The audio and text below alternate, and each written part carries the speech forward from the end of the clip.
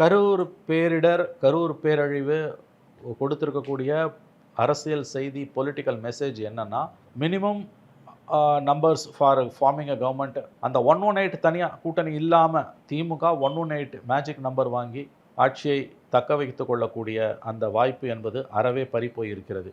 இந்த takeaway of the Karur tragedy இதுதான். ஏன்னு கேட்டிங்கன்னா இது ஆன்டி டிஎம்கேக்கு எதிராகவும் இந்த இன்சிடென்ட் பெரிய அளவில் போயிருக்குது. விஜயோட செல்வாக்கு இதில் ரொம்ப முக்கியமாக நம்ம கவனிக்க வேண்டியது என்னன்னு கேட்டிங்கன்னா, இந்த இஷ்யூக்கு பிறகும் விஜய் அரசியலுக்கு பொருத்தமில்லாதவர் என்று நான் இன்னமும் நம்புகிறேன். ஆனால் இந்த சம்பவத்துக்கு பிறகு விஜயோட பாப்புலாரிட்டி ஒரு எள்முனை அளவு கூட குறையவில்லை.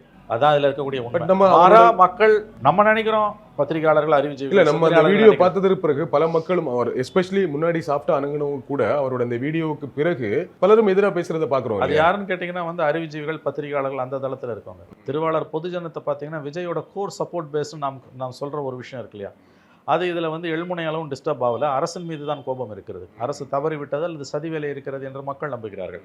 இந்த இன்சிடென்ட் விஜயோட பாப்புலாரிட்டியில் எந்த டென்ட்டையும் ஏற்படுத்தலை. அதுதான் ரொம்ப முக்கியம்.